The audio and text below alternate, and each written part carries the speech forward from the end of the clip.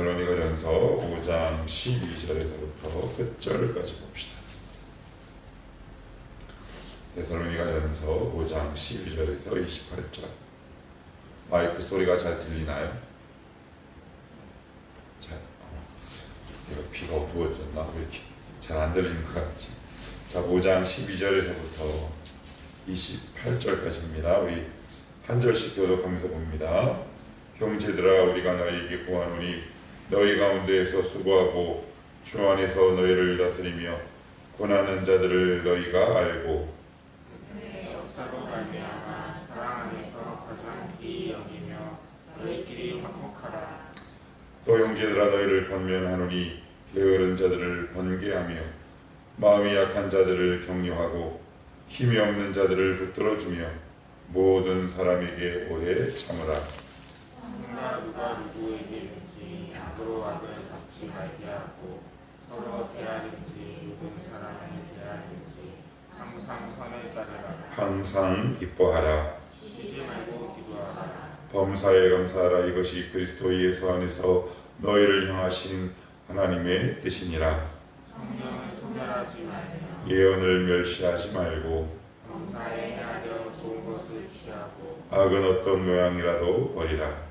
평강의 하나님이 지지 너희를 온전히 거룩하게 하시고 또 너희의 온 영과 몸과 몸이 우리 주 예수 그리스도께서 강림하실 때에 흠없게 보존되기를 원하노라. 너희를 부르시는 이는 미쁘시니 그가 또한 이루시리라.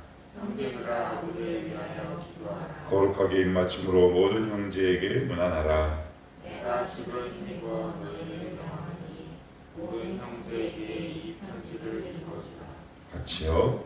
우리 주 예수 그리스도의 은혜가 너희에게 있을지어다. 아멘. 데살로니가 전서도 그렇고 후서도 그렇고 주님의 재림에 관한 서신이라고 제가 말씀을 드렸습니다. 여러 가지 편지, 글, 말들이 데살로니가 교회에 이제 들어오게 되고 유입이 됩니다. 주님이 곧 오신다. 그러니까 매뉴얼이 없었던 거예요. 어떤 지침이. 그러면 이제 혼란이 오죠. 우리가 하물며 상품을 사도 그 상품에 대한 매뉴얼이 있는데 이 종말과 재림의 이 주제가 대두됐을 때 이것을 어떻게 극복하고 이해하고 대비해야 하는지 데살로니가 교회 교인들 사이에 어떤 지침이 없었어요. 그러니 여러 가지 다양한 일상적인 문제들이 이제 대두될 수밖에 없는 거죠. 그 가운데 이제 하나가 이제 주님이 오신다니까 어때요? 일할 필요가 있나요? 없죠. 일을 안 하거나 아니면 어설프거나 잘못된 지식으로 자기 일을 돌보지 않고 늘 타인에게 사사건건 개입해서 누군가에게 타인의 문제에만 관심을 두고 있는 사람들, 여러 가지 각양 다양한 삶의 문제들이 이제 대두가 되게 됩니다. 거기에 대한 어떤 교리적이고 교훈적인 내용, 그리고 그 다음에 사도 바울이 그렇게 살지 말고 너희들의 삶과 주신 일상에서 이렇게 살아야 한다라는 권면의 내용인데, 자, 특별히 우리 14절을 보시면 이제 사도 바울이 이렇게 권면합니다. 또 형제들아, 너희를 권면하노니 게으른 자들을 어떻게 해요? 권계란 말은 따끔하게 혼꾸녕을 내란 말입니다. 교회 공동체는 혼도 내는 공동체입니다. 사랑이라는 이름과 명목 아래 왜 이게 되게 위험하고 무서워요. 아유, 은혜롭게 가. 이게 그렇지 않아요. 게으른 자들을 따끔하게 경책하라는 겁니다. 혼을 내라는 겁니다. 어떻게? 사랑으로. 그죠? 사랑으로. 그 다음에 마음이 약한 자들을 격려하고 힘이 없는 자들을 붙들어주며 모든 사람에게 오래 참으라. 여기 보시면 게으르고 그리고 마음이 약하고 그리고 힘이 없는 자들 누굴까요? 과연 사회적 약자예요. 이게 이제 교회만의 독특한 기능인 거죠. 원래는 이 세상은 이렇게 돌아가요. 게으른 자는 도태되고요. 그죠? 마음이 약한 자들도 역시 도태됩니다. 마음이 약하고 힘이 없는 사람들 다 사회적 약자로 전락될 수밖에 없어요. 그럼 그들을 어떻게 해서든지 세워주라는 얘기입니다. 왜요? 교회는 경제 공동체가 아니기 때문에 그래요. 교회는 관계 공동체요, 주님의 공동체이기 때문에 그렇습니다. 이게 이제 교회만의 독특한 성질이요, 기능이에요. 그래서 교회 안에서는 경쟁하시면 안 돼요. 개인과 개인, 팀과 팀이 경쟁하는 건 교회가 아니에요. 그냥 사회적 시스템을 교회 안에 들여오는 것 뿐이지요. 사실 저 여러분들끼리 경쟁시키면 훨씬 더 편합니다. 그런데 아무리 봐도 교회는 경쟁 공동체가 아니다. 그렇게 해서 누가 1등이고 꼴등하면 그거 뭐 어쩔 건데. 그게 뭔 의미가 있습니까? 더불어 함께 가는 거지. 그죠? 믿음이 약한 사람을, 믿음이 좀 강한 사람이 뒤에서 이렇게 등을 대주는 겁니다. 게으른 자들을 기도하고 사랑하는 마음으로 혼을 내고 같이 손을 붙잡고 가는 공동체잖아요. 우리 기억하셔야 됩니다. 우리는 경제 공동체와 경쟁 공동체가 아니라 더불어가는 관계 공동체요, 주님의 공동체입니다. 그런데 한국교회 이 사회적 이 가치가 교회 안에 도입돼서 무슨 대항, 경쟁 이런 시스템이 교회 안에 있게 되면 그 당시는 효율적일 수는 있겠으나 교회의 본래적 성격에는 빗나가는 것이다. 우리 꼭 기억하면 좋겠어. 나 그래서 쟤보다 잘해야 돼 라는 말은 되게 위험한 거예요. 이렇게는 가능해요. 저 사람을 보니 도전이 된다 라고 해야지, 쟤보다 잘해야지. 관점이 다른 거예요. 그러면 출발점이 다르기 때문에 열매도 선하고 아름답지 못해요. 꼭 기억하셔야 돼요. 우리는 경쟁 공동체나 경제 공동체가 아니라 관계 공동체요, 주님의 공동체요, 사랑의 공동체다. 그래서 쟤보다 잘해야 한다거나 저 구역이나 저 청이나 팀보다 잘해야 한다라는 비교 우위를 갖고 있는 믿음의 출발은 건강하거나 거룩하지 않다. 저는 이게 되게 안타까웠어요. 이거 그러지 않아야 돼요. 그러면 거기서 낙오되는 사람이 있어요. 물론 그 사람들 나중에 세운다고 하지만 이게 늘 뒤처지는 팀이 생길 수밖에 없다고요. 그럼 그 사람들은 어떡할 거예요? 우리 그러지 맙시다. 우리 교회는, 우리 청원한 교회만큼은 경쟁하지 맙시다. 우리는 단지 사단과 전쟁하며 살아갑시다. 우리 주위에 있는 지체들은 전투와 경쟁의 대상이 아니라 사랑하고 섬겨야 될 대상이다. 지금 그 이야기를 사도 바울이 하고 있다.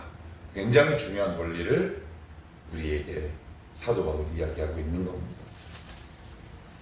자, 계속해서 보시면 16절, 18절 다시 한번 봅니다. 시작. 항상 기뻐하라, 쉬지 말고 기도하라, 범사에 감사하라. 이것이 그리스도 예수 안에서 너희를 향하신 하나님의 뜻이니라. 그래요. 하나님의 뜻을 이루어드리는 것 가장 싫어하는 존재가 사단이라 그랬어요. 그러니까 이 말씀이 여러분들 잘 곰곰이 생각하셔야 될 게, 기뻐하고 기도하고 감사하는 것이 사단이 가장 싫어하는 것 중에 하나라는 얘기겠죠. 그죠? 이것이 하나님의 뜻이라면 하나님의 뜻을 굴복시킨 것이 사단의 최대 사명 아닙니까? 그러면 우리 안에 와서 이 세 가지를 못하게 하는 거죠. 기뻐하고 기도하고 감사. 그래서 제가 작년 추수감사주일 때 이 본문을 갖고 여러분들에게 이렇게 말씀을 드렸어요. 헬라식 문학 용법 가운데 샌드위치 용법이라고요. 그래서 기도가 가운데 있고 기쁨과 감사가 양 날개에 있다. 기쁨과 감사가 계속되기 위해서는 가운데 있는 기도가 팔딱팔딱 살아 숨쉬어야 하는 거예요. 그래야 이 양날개가 펴지는 겁니다.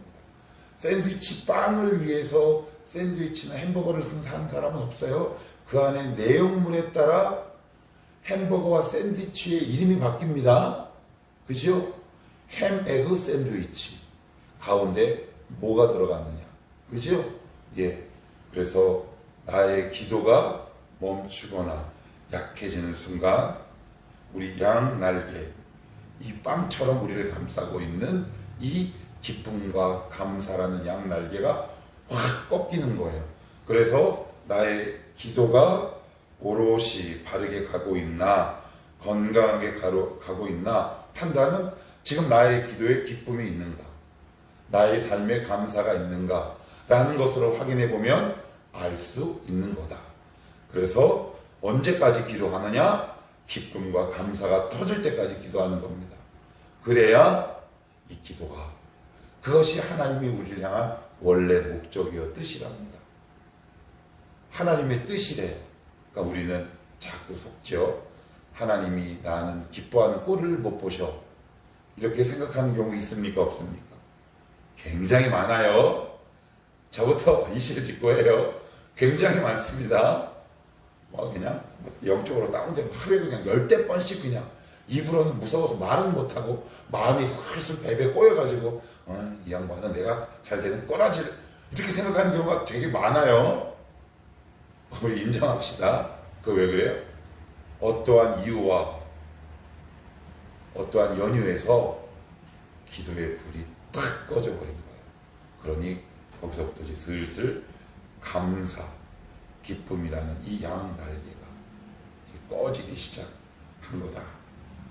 그래서 특별히 이 세 가지 단어를 사도 바울은 이것을 이루는 것이, 그러니까 하나님의 뜻은 어렵지 않다. 그죠? 하나님의 뜻, 거룩, 하나님의 뜻, 기쁨, 기도, 감사. 지금 데살로니가 교회에서만 하나님의 뜻이라는 단어를 딱 전제하고 나온 단어가 4가지예요. 그죠? 하나님, 저를 향한 하나님의 뜻이 뭔가요? 이 4가지가 이루어지지 않는데 그 다음 하나님의 뜻을 어떻게 알겠습니까? 그죠?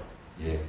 하나님의 뜻, 더 깊은 하나님의 뜻을 알기 위해서는 거룩한 심령으로 하나님 앞에 기도하며 나아갈 때 구체적인 하나님의 뜻이 더욱더 선명해질 수 있겠죠. 자, 계속해서 보시면, 자, 우리 19절에서부터 보시면 성령을 소멸하지 말고 그래. 이게 뭐냐면, 아니 성령 하나님은 삼위 하나님 인격체신데 우리가 뭐 하나님이 소멸, 이건 좀 번역에 있어서 조금 아쉬워요. 그래서 우리 한국의 부흥사들이 받아라 뭐 이러잖아요. 뭘 받아요? 감히 건방지게 하나님 역사요 주옵소서 싹싹 비는 거지. 우리가 하나님 앞에 비는 거 아니에요? 우리가 하나님께 명령할 수 있습니까? 소멸이라는 말이 아니라 헬라 원어에 보시면 성령의 역사가 일어나는 그 뜨거운 역사를 끄지 말아라는 뜻이에요. 우리의 불이 꺼질 때가 있어요. 왜 꺼져요? 잘 아시잖아요. 죄 때문에 꺼지잖아요.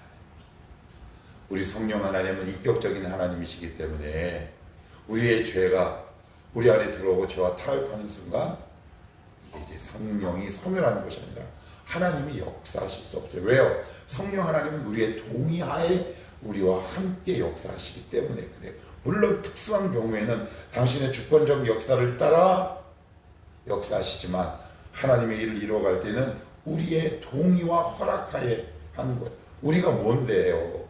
근데 우리는 죄와 타협하죠. 주인과 타협하는 것이 성령의 역사예요. 죄와 타협하면 성령의 불이 확 꺼지는 거죠. 어떨 때 꺼지세요? 죄가 들어오면 꺼집니다. 잘 생각해 보세요. 죄가 들어오면 이 열정이 꺼져요. 요즘 왜 이렇게 내가 그러지? 잘 생각하셔야 돼요. 하나님은 어제나 오늘이나 영원토록 동일하시다면 내가 차가워진 데는 나에게 분명히 이유가 있다. 확 차갑게 된 이유가 있습니다. 그걸 여러분들이 잘 발견할 수 있기를 바라고요. 20절에는 이렇게 얘기합니다. 예언을 멸시하지 말고 그래. 이게 예언을 멸시하다. 여기서 말하는 예언은 이런 예언이 아니에요.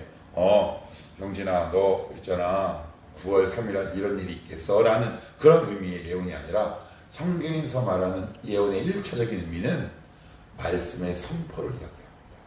그러니까 말씀을 멸시하지 말고 라는 말이에요. 그러니까 멸시하다라는 말을 제가 또 찾아봤더니 이거예요. 무시하거나 가볍고 얕잡아 보다. 그래요. 어제 말씀을 묵상하는데 이런 생각이 참 들더라고요. 갑자기 예전에 우리 의민이 아니가 아주 어렸을 때 제가 저 깡시장 놀이터에서 시소를 탔거든요. 근데 그때 제가 아주 엄청 뚱뚱했을 때요. 근데 그때 우리 두 녀석과 좀 창피한 얘기인데 3명과 제가 타도 제가 3명을 올렸어요. 이렇게. 왜 올라갔을까요? 왜 내려갔을까요? 제가 무거워서.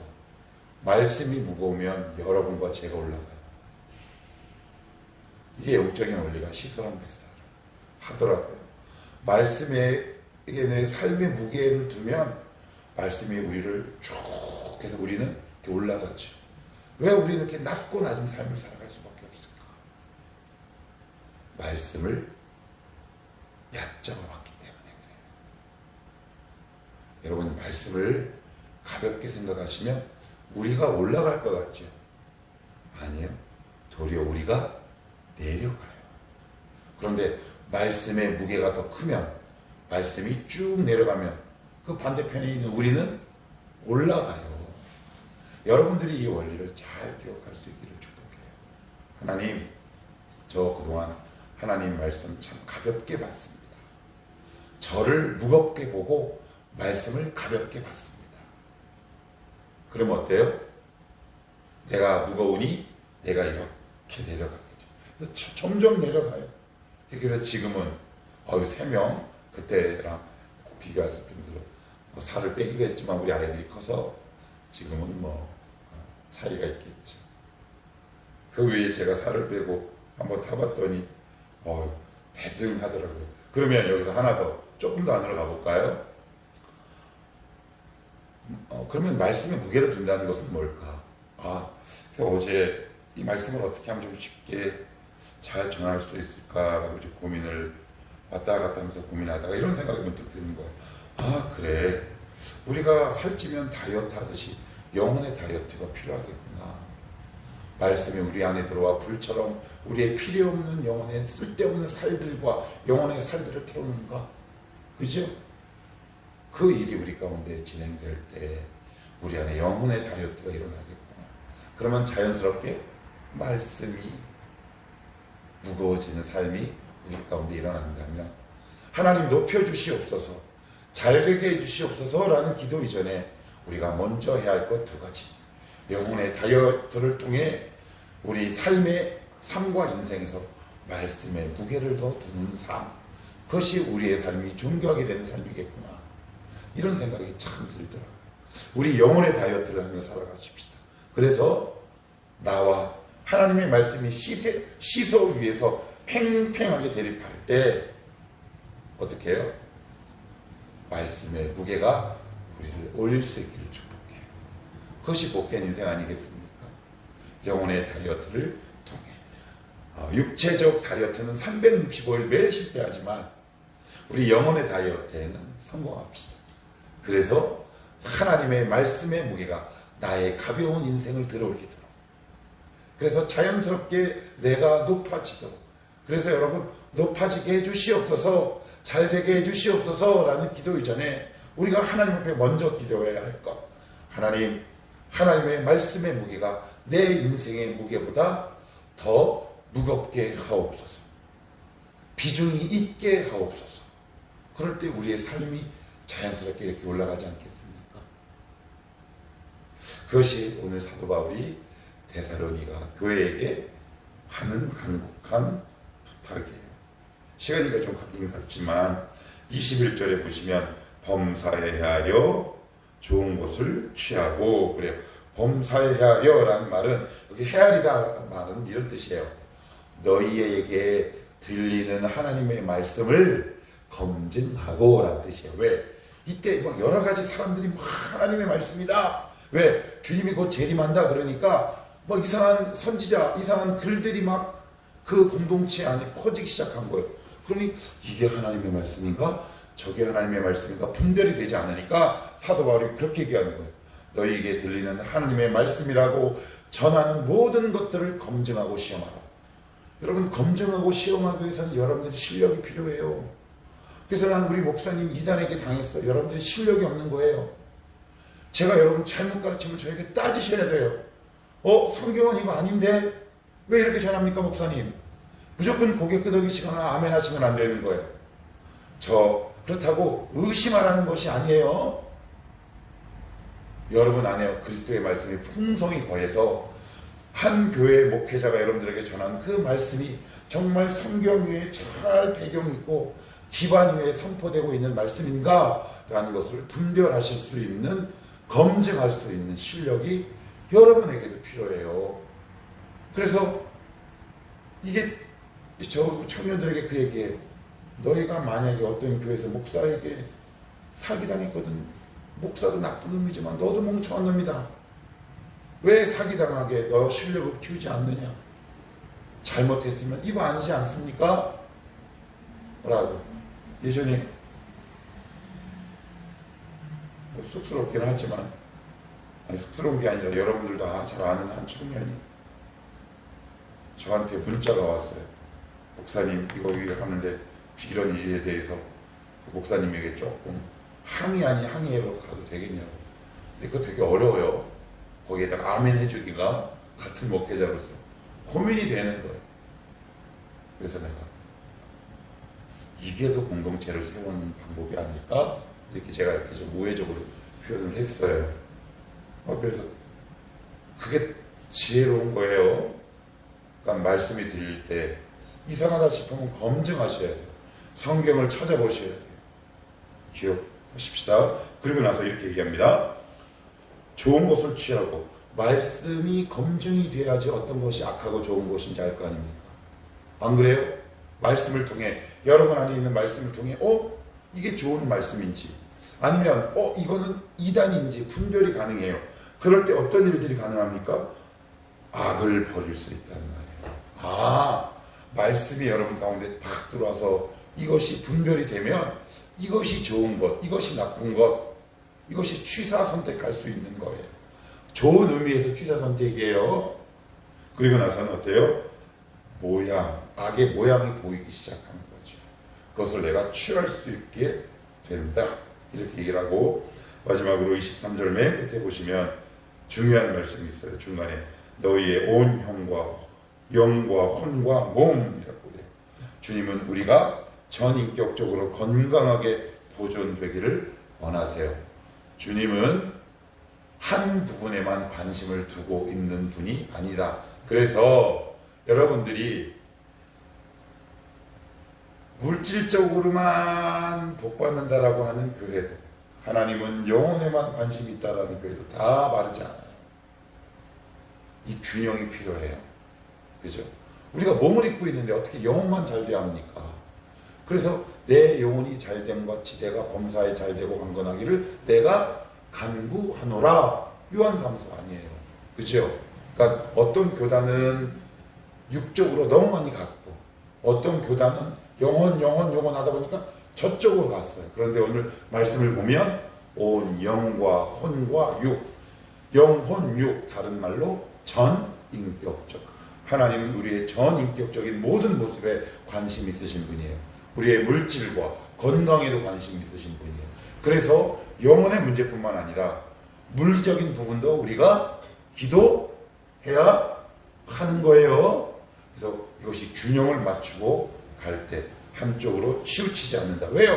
오늘 보시면 하나님은 우리의 전인격적인 삶에 관심이 있으신 분이기 때문에 이 모든 것들이 무엇을 통해 가능합니까? 여러분 안에 말씀이 풍성하여 분별하시는 거예요. 저 목사님은 너무 물질거려요.